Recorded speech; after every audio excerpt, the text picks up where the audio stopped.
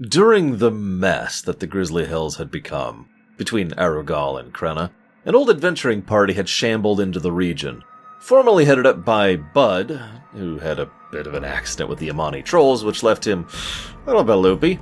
These adventurers were here on behalf of the Horde and Alliance, trying to capture Drakkari, who were fleeing Zuldrak. The Drakkari were one of the great troll tribes of old. Having lost their empire in the Sundering, the Ice Trolls were left stranded in Northrend, and comfortably settled into a period of surprising tranquility and prosperity.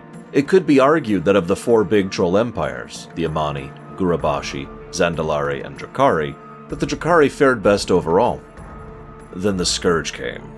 The Drakkari, relatively unchallenged for so long, were completely unprepared for something like the Scourge. It is important to note, the Scourge barely committed to the Zuldrak attack, with only lesser and weaker forces, along with some attempts at infiltration. One of the ice trolls Bud's group had captured was named Drakkuru. Drakkuru ended up working with one of the Horde Alliance adventurers, helping the individual in revealing and defeating nearby Drakkari in exchange for information and aid, culminating in Drakkuru assisting them in raiding the nearby Draktherin Keep. Draktherin Keep was one of the oldest Drakkari strongholds, and had recently fallen to Scourge invasion.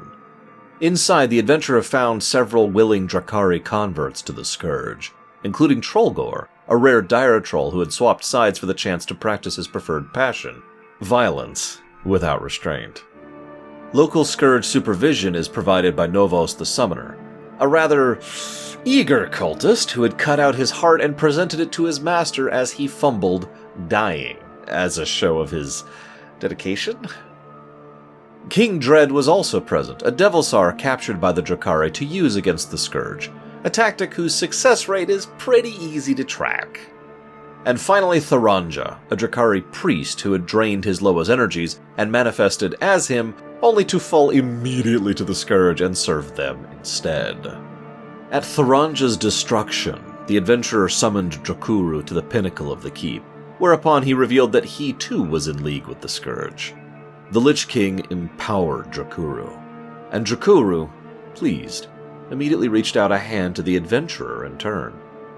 They did not take it, although Drakkuru seemed nonplussed, telling them to take their time, consider. Not long after, this individual rejoined the Horde Alliance force pushing into Zuldrak, assisted by the Knights of the Ebon Blade and the Argent Crusade, long story. Unfortunately for the individual, a small cursed charm fell into their possession. The Ebon Blade examined it and in short order determined it was actually specifically designed for them, targeting them even. It turns out it was intended as a gift by Drakkuru, a way to help the adventurer join the Scourge with him, so he could share the benefits of his new position with his favorite ally. What ensued was several adventures as the individual sabotaged Drakkuru from within while slowly becoming closer to him, to the point where Drakkuru actually considered them a friend. Drakkuru was tasked with subverting Drakkari's remaining defenses, and his big plan was what he called Blightblood Trolls, former Drakkari dire trolls captured and infused directly with the undead plague. The adventurer, in the end, had to betray Drakkuru, which led to the second Lich King personally getting involved and destroying Drakkuru utterly. The Ice Troll's final wish was anywhere but here. For some reason, despite being right there and more than capable of killing, enslaving, or both, the adventurer, the second Lich King let them go. With this, the Scourge in the area were slowly dealt with. Remember, this is just the dregs and outer edges of their forces. But a substantially larger problem loomed: the Drakkari. As hinted earlier, the Drakkari had turned on their Loa and essentially consumed their power, allowing them to wield the power of Loa directly in defense of Zuldrak. Well, this bought them time. Well, to properly explain how terrible of an idea this is, let us discuss the Loa. We've mentioned Loa before, but to go into more detail, the simplest and easiest way to explain what a Loa is to think of it as a career, not a species. Many things can be a Loa, after all. An animal imbued with excess spirit energy, a former person who is converted via ritual, or just a particularly old tree. And as people tend to hold and trade ownership of property and real estate, so too do Loa over domains.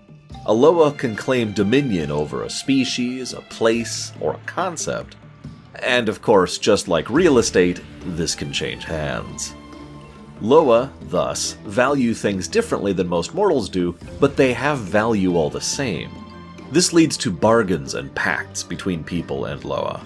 And as with all social constructs, how fair these are to one side or the other varies. But trolls in particular have a long-standing culture of Loa interaction. Usually these are just straightforward negotiations. The Loa empower the trolls offer to the Loa. Almost every troll tribe usually has patron Loa, that is to say Loa who regularly assist and reside alongside them for mutual benefit.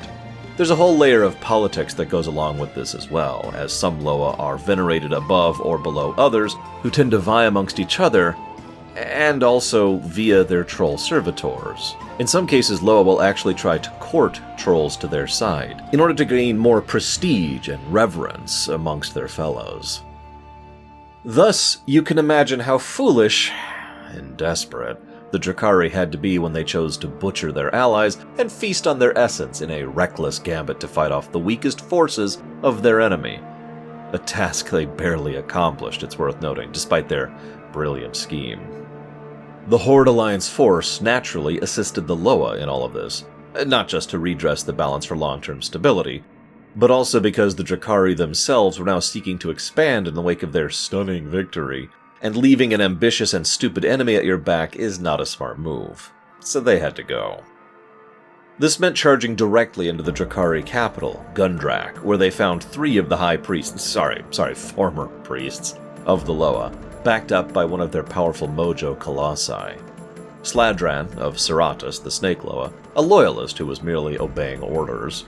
Murabi of Mamtoth, the Mammoth Loa, bit of an exception as Mamtoth died rather than be sacrificed, forcing a weaker version of the ritual. And the current de facto ruler of the Drakkari, Galdera of Akali, the Rhino Loa. Such powers were fierce but no match for seasoned adventurers. With their deaths, the essence of their Loas were released, where they will eventually find their way to the Ardenweald for future reincarnation. With this, the Drakkari were reduced to puppet state of the Zandalari, and would never again regain prominence on the world's stage.